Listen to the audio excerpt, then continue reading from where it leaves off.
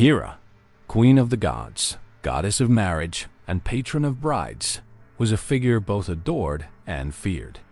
She was the one brides prayed to before stepping into marriage, the one mothers invoked during childbirth, and the one city rulers honored for peace and stability.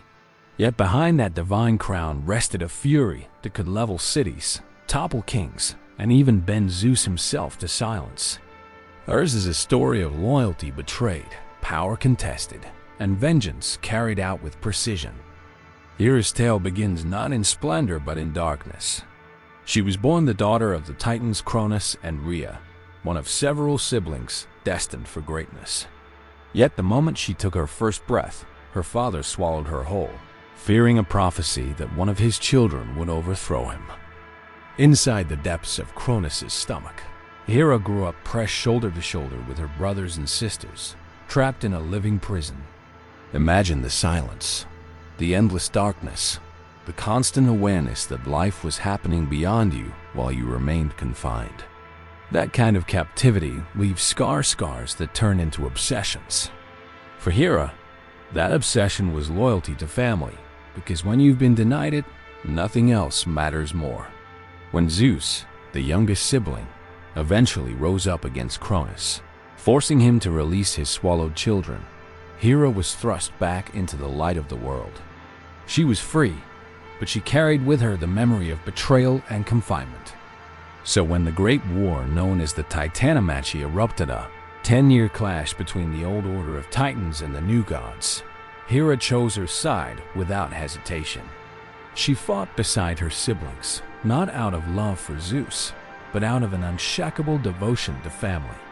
To her, kinship was the first and only law. The Olympians won. The cosmos was divided. Zeus claimed the sky, Poseidon took the sea, Hades was given the underworld. Then Zeus turned to Hera and offered her the title of queen.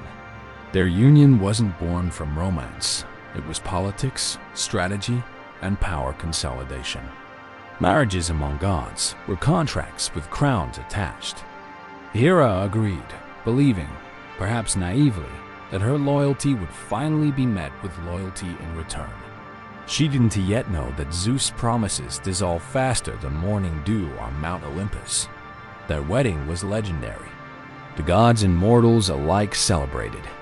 Olive branches wove into Hera's crown. A golden scepter was placed in her hands, heavy enough to remind her of the weight of power. Even Aphrodite lent her touch, tying the veil with the same fingers that could unravel anyone's heart. For a fleeting moment, Hera believed in the vows spoken that day. She believed in the idea of permanence, of fidelity, of finally being cherished. But Zeus was Zeus, and fidelity was never part of his character. The betrayal came quickly. Barely had the echoes of their wedding songs faded when Zeus's eyes wandered. A river nymph named Aegina caught his attention, and he disappeared under the cover of clouds to pursue her, leaving Hera abandoned with the remnants of their marriage feast. Hera's response wasn't theatrical rage. No thunder, no lightning, no public scenes. Instead, her anger came slow, cold, and calculated.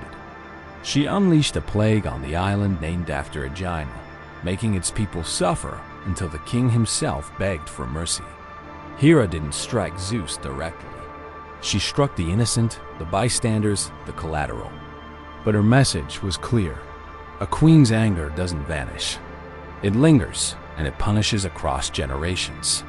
And so began a long pattern.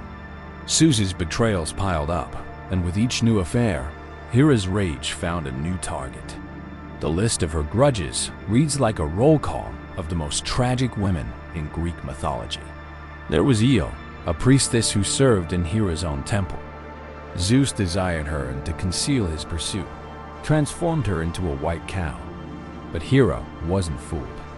She demanded the cow as a gift and placed Argus, a giant with 100 eyes, to guard her.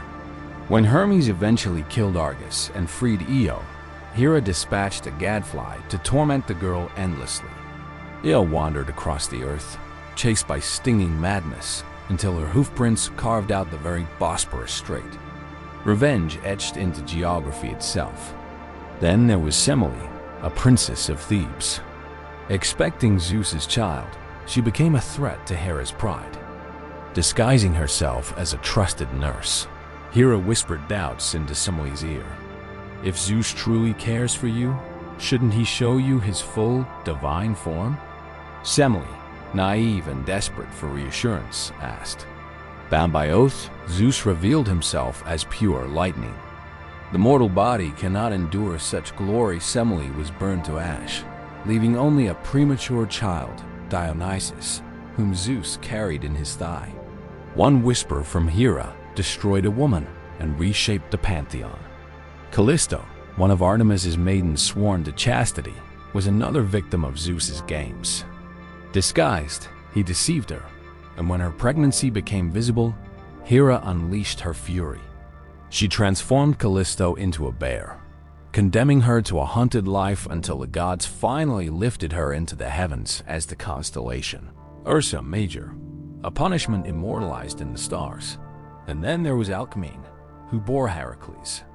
If Io and Semele were bitter rivals, Heracles was Hera's obsession.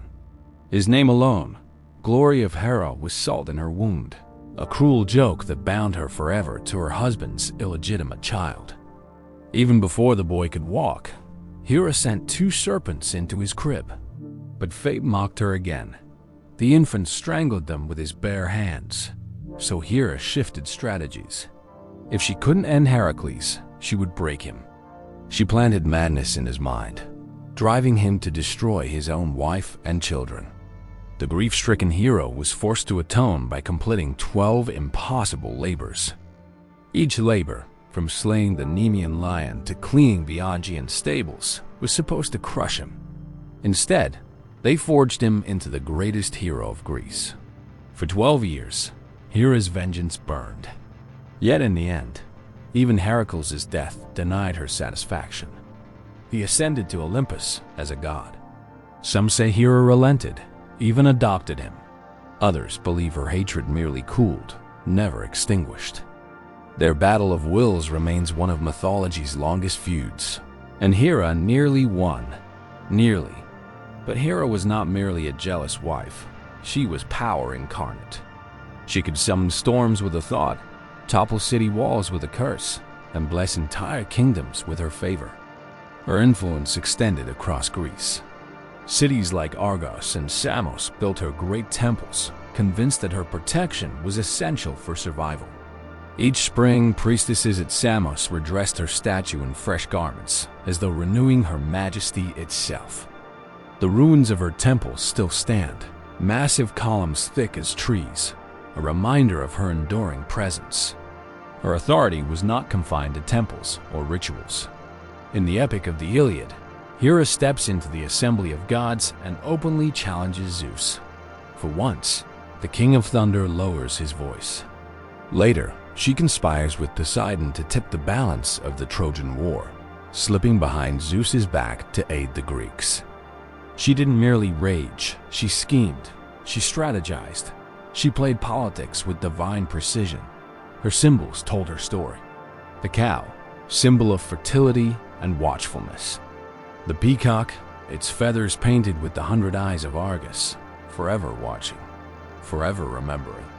And the cuckoo, the disguise Zeus once used to approach her, which she took in her cloak before he revealed himself. Every symbol carried both pride and wound. The Trojan War itself became another of her long grudges.